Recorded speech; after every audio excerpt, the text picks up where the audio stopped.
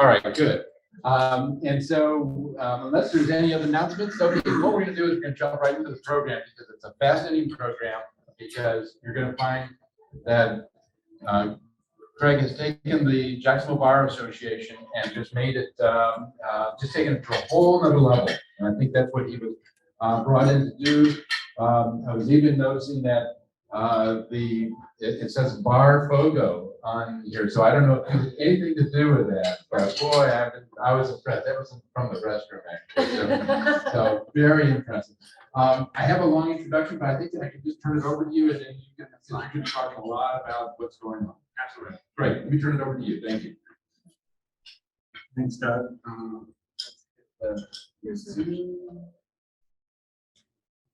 You'll click. Oh, just click anywhere out there. There you go. Cool. All right. So, like Doug said, my name is Craig Shoup. I'm the current executive director of the Jacksonville Bar Association.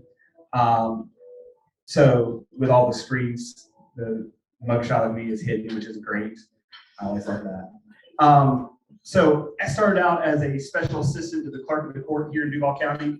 I ran jury witness, recording, official records, archives, tax deeds, records management, trial operations, and the grand jury for 2 years. Graduated from college on a Thursday, started that on a Monday. They did give me a day off. So did that for a couple of years. Then I got recruited to the public defender to do just their call center and records management. I left overseeing the call center and records management, but also doing finance, some IT, some HR, some legislative affairs, procurement, facilities, purchasing, death penalty mitigation. You kind of anything not being a lawyer, I probably did. Great story from there. When I was there, we had an attorney who wanted to use a can of paint as a demonstrative aid in a courtroom. And the court, as you guys who go to the courthouse regularly know, they don't just let you walk in with a can of paint into the courthouse. So the attorney asked the judge, hey, can we get an order to get the can of paint in the courthouse? The judge refused to do the order, but didn't deny the use of the can of paint as a demonstrative aid, just didn't allow it into the building. So part of the thing in the new hire stuff at the PD's office at the time was, if you've gone through the proper channels, you've done everything you're supposed to do, and then you still can't get what you need done, you go see Craig. So what did this attorney do? They came saw me. I said, okay, hang on. What the judge had forgotten was I had a friend who was also the building engineer at the time at the courthouse. And I called him and I said, hey, Mike, I need a favor. I need to borrow a can of paint. I don't care what color. We don't need to open it. I just need like 30 minutes for a hearing. We're having some trouble getting it into the building. And he said, oh yeah, sure, no problem. So many people may not realize there's actually an 8th floor on the courthouse. And it's a storage space, and he had a few cans of paint. And the attorney walked in, I followed him in the courtroom. They had a can of paint. The judge went ballistic. And it's like, Judge, you said we couldn't bring it into the courthouse. It was already here. And that case magically just got settled and went away. Those things happen. So I was there through December of 2017. And then a friend of mine, many of you guys know, may remember the name Jim Bailey. Jim used to own the Financial News Daily Record. He had sold the newspaper, and at the time, in about early August of 2017, the bar had an executive director. She and the bar parted ways after about 10 years in January of 17. Hired another executive director after she left. Wasn't the right fit. They said the second executive director came to the bar and said, hey, this just isn't what I want to do, and went back to the law firm they've been working at. And then they called Jim and said, hey, we need you to come in and do a couple things for us. Let's reevaluate how we're doing business. They told him, let's find our lease is coming up in February of 19. The lease is going to be up for the bar. We need to have where our next bar office is going to be. And we know you don't want to do this long time. Find the next executive director. So those were his 3 charges. So Jim calls me and said, hey, I need a guy. I said, okay, what do you need, Jim? I'll help you find somebody.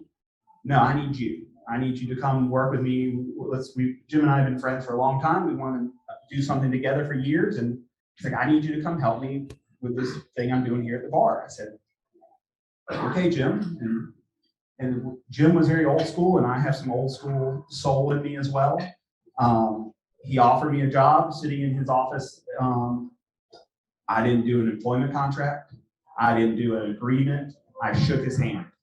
And that's how we did business. And that's how it was part of what I loved working for Jim.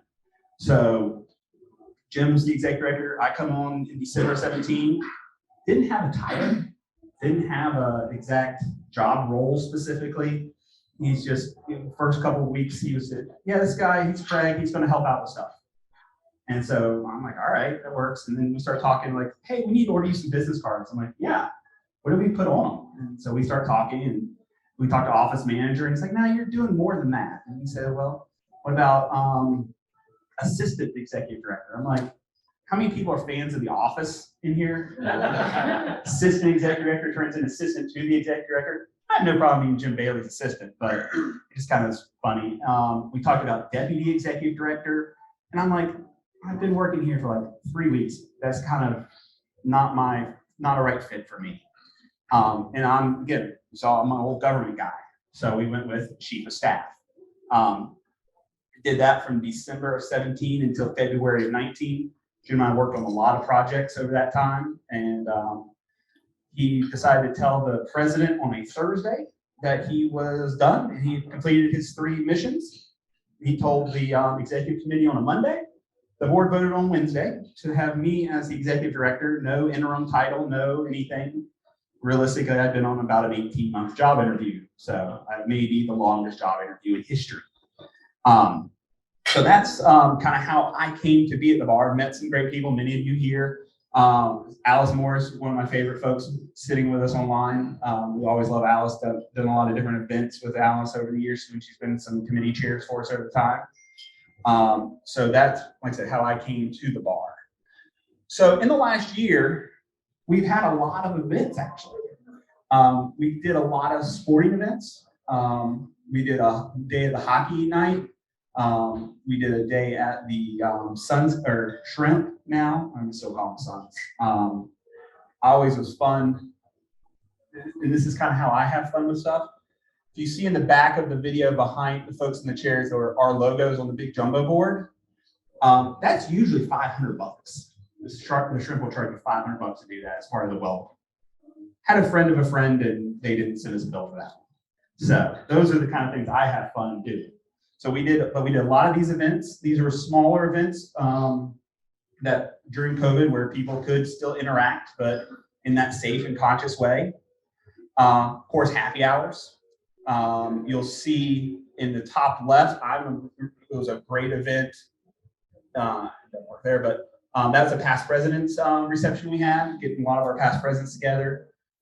We did them out at the beach. We did them in San Jose. We've done them in Brooklyn. We've tried to move events around some in different parts of town to be more accessible to different people. We also, I call them other stuff. We did painting with a twist. Had some lawyers there. We had a day at the dog park where people brought their dogs. Again, outside, open air, fun event, COVID conscious, COVID friendly. The center picture is a day of pickleball. Apparently pickleball is now sweeping the nation, I've learned. And one of our board members, Blaine McCarthy, has pickleball lines etched into his driveway at his house. So we went and did a day of pickleball at his house. And there's a Jacksonville pickleball store. They came out and everybody got a little starter pack and had a training session, and it was just a fun day. Again, not a huge turnout, but it doesn't have to be a huge turnout to have a successful event, we found. It's let's get members plugged into different ways where they're enjoying their time. It doesn't have to be 300 people at one event. We did a downtown bicycle tour, a history of downtown. We did a cleanup day at a local nonprofit. So different things we did. Now, we had to reshift into that because of COVID. We had to reinvent how we were doing something. And part of how we got there, though, was when I came on the bar, it wasn't easy to be a member of the Jacksonville Bar. At least I didn't think so. You didn't join for that July 1 start date, and many of y'all remember this. Well, you can join in November, same price as if you joined in October, and you got July, August, just you were lost. That's not right. That's not the way I'd like to do business. That's not the way I want to do things. So we came up with what we call the 365 membership. What's today? Today is November 5th. You join today for the Jack's Bar, your membership's good for a year from today. We're not worrying about it's a little more work on the office, but it's what's important and what makes it easier for the membership. That's the key. It's making sure that we want to make sure from the bar that everything is easy for you to be a member of the Jack's Bar. Now, some people say, well, why don't you just prorate it for everybody? So yeah, well, we tried that before. And there would be folks, not saying any names, that would sign up in the prorated part of January when we do the half-year membership special because they wanted to go to just 1 or 2 events a year. And those were in the spring, so they paid half the membership and then not join in the fall. And they're like, that's not the idea of a prorated deal. So your membership is good from when you join. I mean, you sign up for a newspaper, you sign up for anything, your membership is good from when you join, not on some arbitrary decision of the group you're signing up with. The other thing, I had a lot of feedback when I first came to the bar. American Express. I had people refusing to join the bar because we wouldn't take their corporate American Express card. And when we talked to the staff of the office, I'd say, hey, why don't we take American Express? Well, the fees are higher. I don't know if you guys can see me online with the facial expression I just made, but it made no sense to me. Like, yeah, the fees are higher. Yes, we take a little more hit on the processing fee, yeah. But it's the cost of doing business. This is, I think, something you can translate very easily into your office, in your firms. Make it easy for your clients to pay you. If they want to pay you with American Express, yeah, you're going to take a little bit of a hit. Take the money. That's where we look at it. If somebody wants to pay me with American Express, I'm going to do it. One thing we don't put out there a whole lot, but there is an option on the website we didn't used to do is you don't have to pay all $250 at one time anymore. One thing we found a lot of was, Florida bars, $275 nowadays. That comes due about the same time that if you were on that July through June Jack's Bar membership, $275 for them, $250 for us, plus all your other associations and groups you're part of, they all want membership dollars. Only so many membership dollars, we get that. That's a lot of money to expend, especially for a solo and small practitioner. We understood that's a lot of money to put out at one time. So, hey, let's break it up. Quarterly payment, there's an option online now for quarterly payments. For that. And then also I've had a few folks that call me and say, hey, the quarterly payments just don't work for me. Can I pay monthly? Sure. I'll tell folks, even when we're talking with possible and new potential sponsors, do you want to do here's what we would charge you for this partnership. Do you want to do it monthly, quarterly? I'll joke around. I'll do it daily if you want to. Nobody wants daily. But I mean, again, it goes back to the idea of let's make it easy. Easy to be a member. Easy to be a client for you. What is the best way? That's what I always tell folks. And then the other thing was, these kind of 3 highlights was the optional application. Yes, we saw the application. Yes, we want people to fill it out. But I'll see people in the courthouse when I'm over there for something. Hey, we'd love to have you come back. We'd love to have you as Jack's Bar member. You're not a member. Oh yeah, I've been needing to. You've been bugging me for a while. Just send me an invoice. I'm not going to tell them to go online, put in your name, put in your bar number, pull all that stuff that I can pull from the Florida bar, put it into our system, and then turn it out to kick you out an invoice. We love for people to do it. It makes it less for us, but you know what? Again, it's not about what's less work for us. It's what makes it easiest to be a member. And that's my whole focus and mindset with anything with bars, what makes it easy. So I'll have somebody on staff get more work for us. Sometimes I'll do it myself. Go in, pull their Florida bar information, and it's a manual process. One screen has the Florida Bar profile page, one has ours, and we're creating it in. Send them an invoice. Again, we want it to be easy to be a member. So many of you guys remember this. I always thought that picture was really funny and funny too. He looks really angry. So in the you guys remember all the April shutdown of everything. In these executive orders, law firms were considered essential and could operate and still go in buildings and do what they needed to do. Associations were not. I had a long discussion with the now outgoing chief of staff about that. There was no budging on that. So we went home for 6 weeks and I sat in my den on a love seat and a card table and ran the bar for 6 weeks from the back. Luckily, one of the things, and I think this is another place where we're going to be able to have some correlation to your firms, is we had to put in some substantial dollars into technology in the last, right about the time I came to the bar. And we're going to kind of go over some of those. There we go. So technology. This is some of the stuff we had. I wish you here in the room could see this old phone. It is, can we minimize that chat box just for a minute, at least? Or close it, it'll be fine. The chat will pop up there. I remember my mom worked for a capital investment company for a while at one point in the early 90s. They built a new office. This was the exact phone they put in like 1999. When I came to the bar, this was the phone that was on my desk. It plugged into the traditional phone jack like a regular phone plug.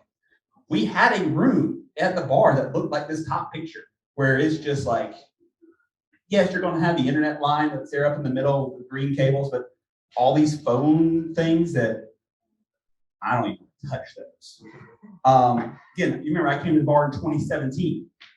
We're running Office 2007 when I got there.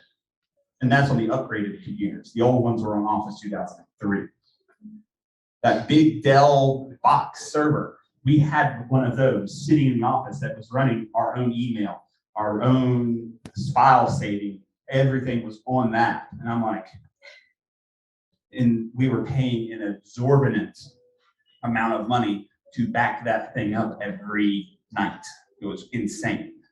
So one of the things I want to do is make some of these upgrades to be in this century.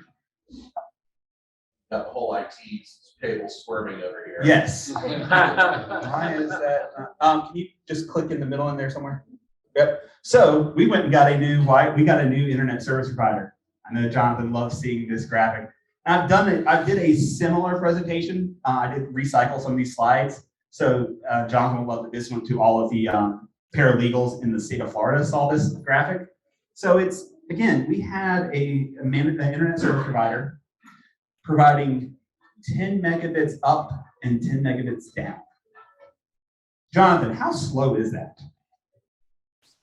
Okay. So to give you an idea how slow that is, I had a laptop when I first came to the bar with email and Outlook that was really old, but it worked in the office enough. I live at San Jose and DuPont in the South Side area, San Jose University kind of world. Our internet was so slow, when I would go home at night, keep working, and try to hit the little send receive button on my email, it wouldn't download from our email server at the office because our internet was so slow. It was too slow to go back to my house in a timely fashion. The computer's like, I can't do this. So it is important to have proper bandwidth. Again, and we'll talk about more of Zoom and all those things, having a good internet service provider is important. You can do better than Comcast. You can do better than AT&T. Jonathan is here. Jonathan is also a great partner at the bar. He's helped us.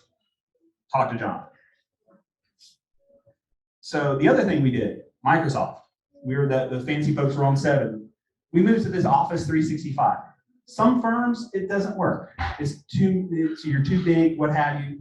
But for us, we've got right now a full-time staff of myself plus 2 and 1 part-time person. It was actually cheaper for us to go to Office 365 than what we were paying to back up every night that giant server. And it includes terabytes worth of storage in this Office 365 software. And it has all the software that we needed that was old, all the new versions. And to me, it was important, and our managed service guys can tell you, having people on the same version of the software is helpful. It is just helpful where you're not who's on what version and all that. So to translate that to your firms, having your whole team on the same version, where when you're sharing a document that you guys are working on, have that same version, not worried about layouts and is this going to change, or is this one have this font and this one doesn't. All those things are important. Storage where you can share through Office 365 is so super easy. Again, great for that solo practitioner in that small firm. Maybe if those are maybe in a large firm, there may be other options. Managed service guys can tell you all that for sure.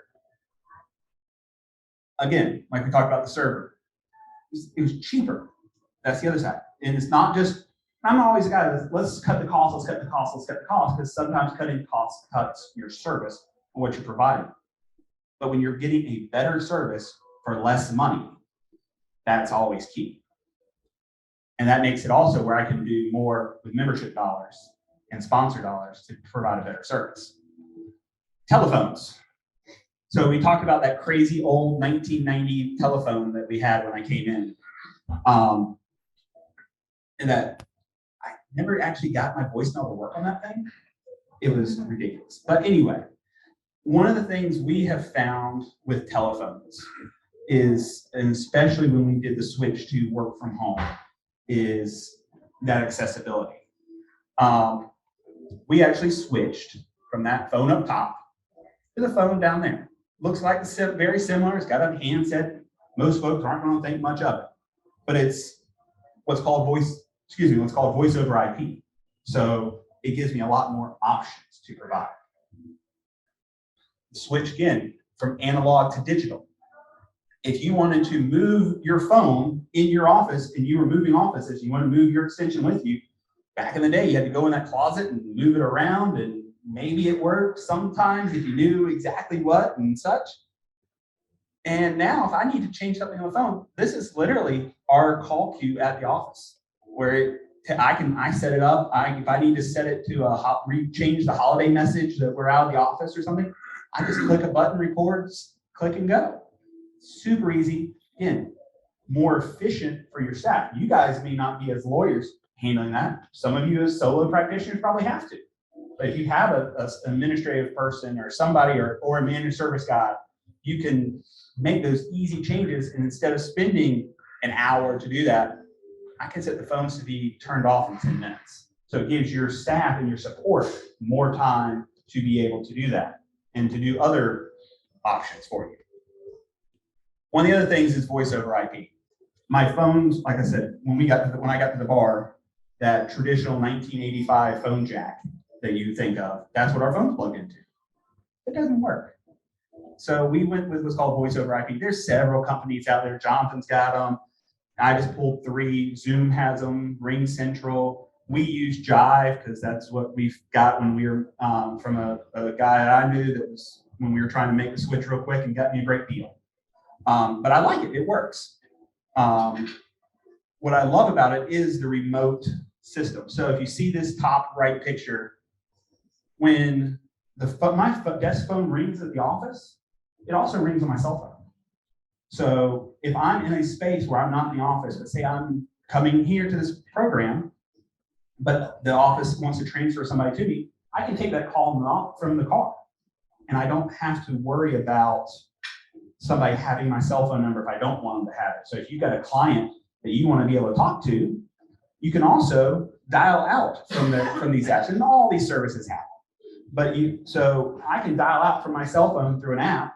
It looks like I'm calling from the bar office, not my cell phone. So it gives you that protection of your own private time as well, your family time. That's so hard to protect a lot of times, and a lot of lawyers and professionals have a hard time separating that time.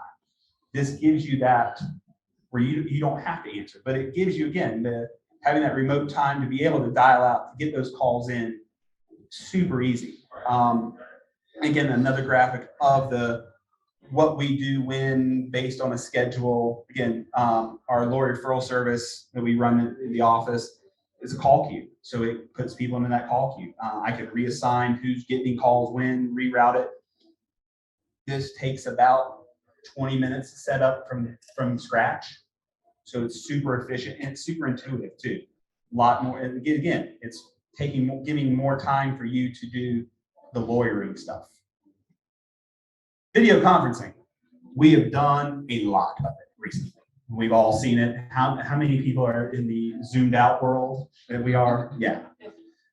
We've had a lot though. I mean, you'll see in here, we did a update on different Zoom things with Judge Lester, Judge Munyon, who's down in the Ninth Circuit, who's chair of the Florida Bar Committee on the use of Zoom.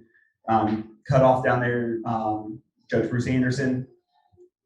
Fun note for me personally, I was on his first Zoom jury ever. I didn't get selected, but I at least got to go through the selection process. That was fun. Part of history. You'll see, but it also sometimes with Zoom conferencing stuff, it makes it easier for people to participate. You see Judge Mahan up in the top right, a little different than Judge Mahan in the bottom right. Well, that's because Judge Mahan in the top right is in Tallahassee in between hearings with the Florida House, versus down in the bottom right, he's here in his office here in the courthouse. And then you'll see Trey Mills and Chris Hand doing a presentation.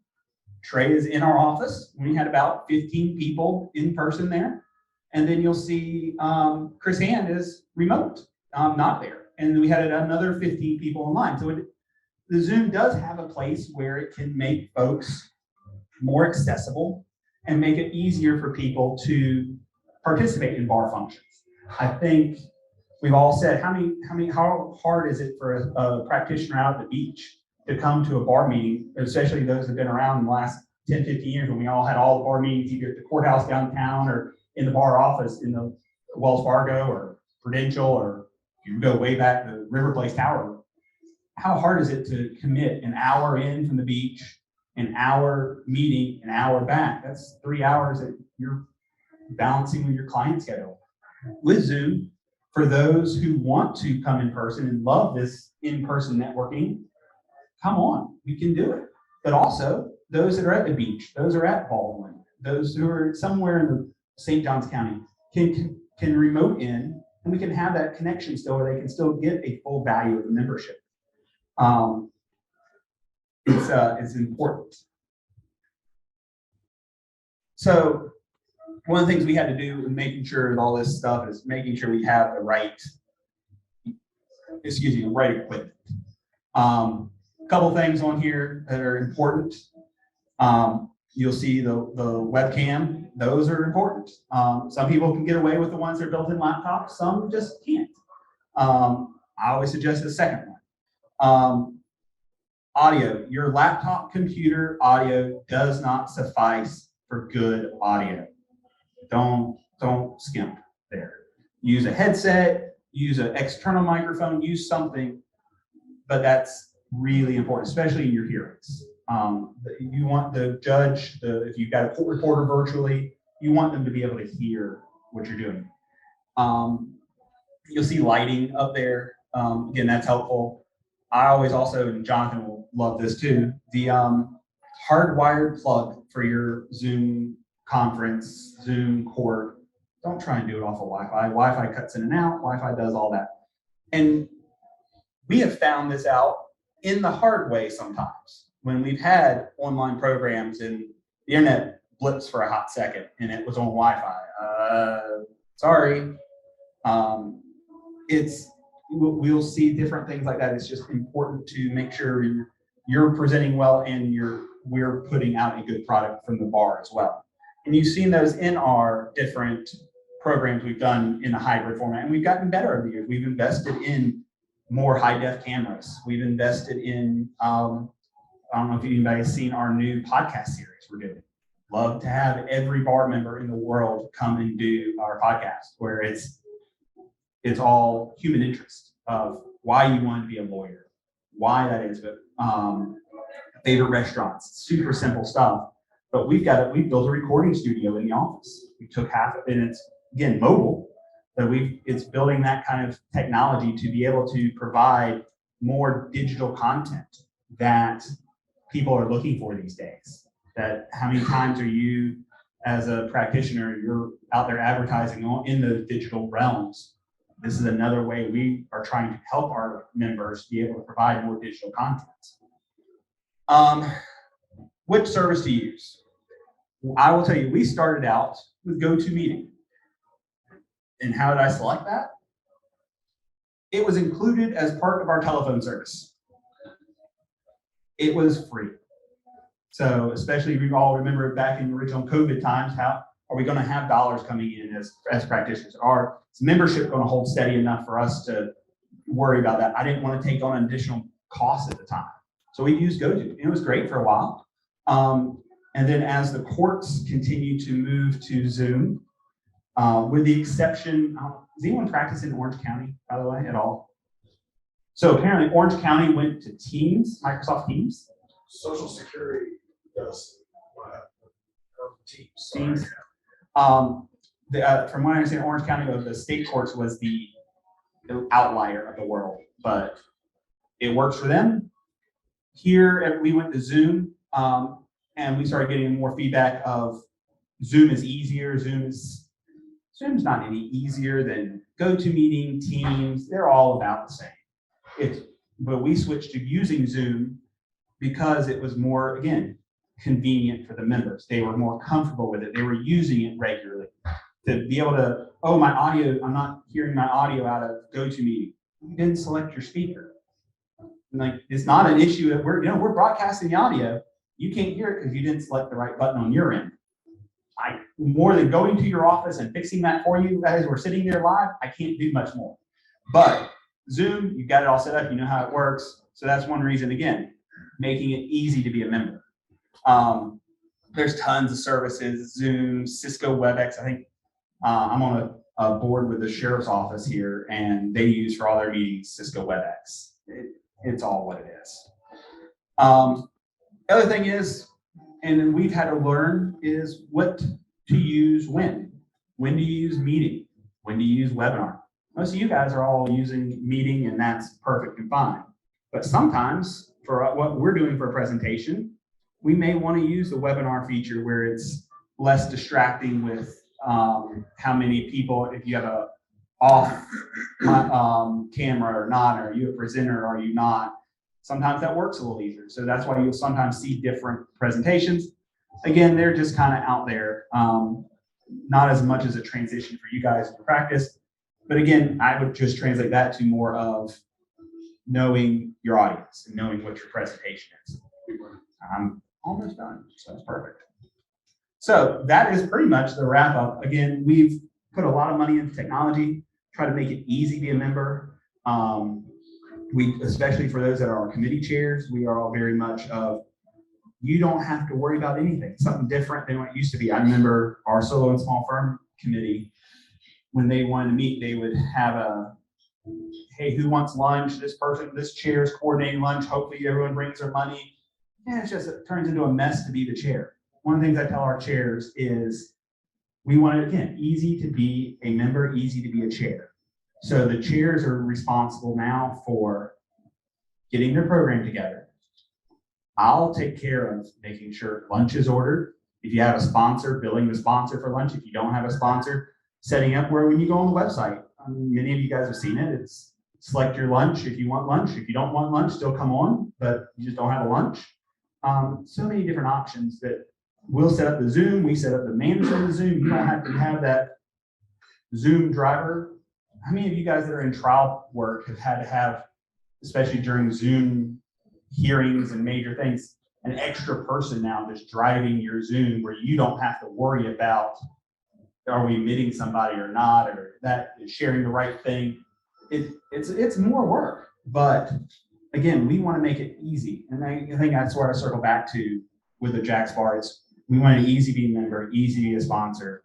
We love hearing feedback on that. So as many of you are members or not, happy to talk to you guys anytime. But I think that's the majority. Any questions, I'm happy to take those. But I think Doug said we are closing in on time here. So 2 minutes.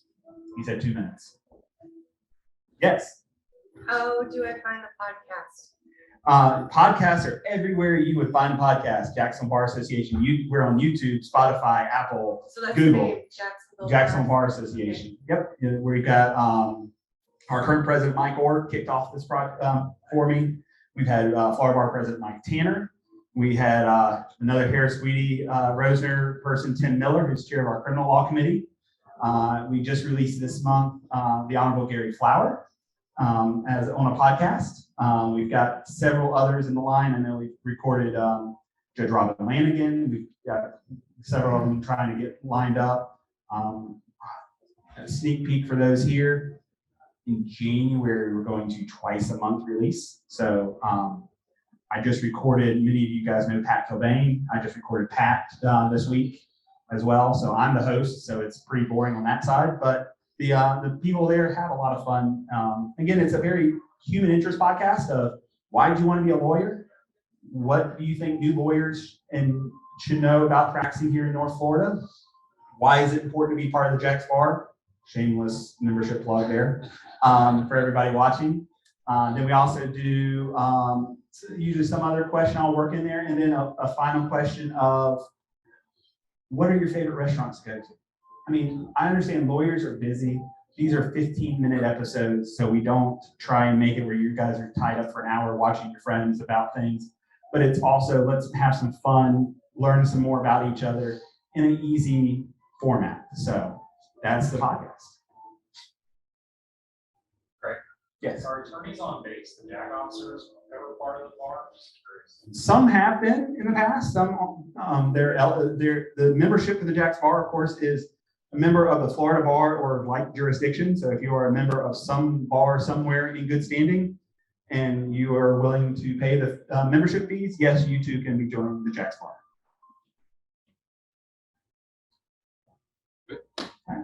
Great.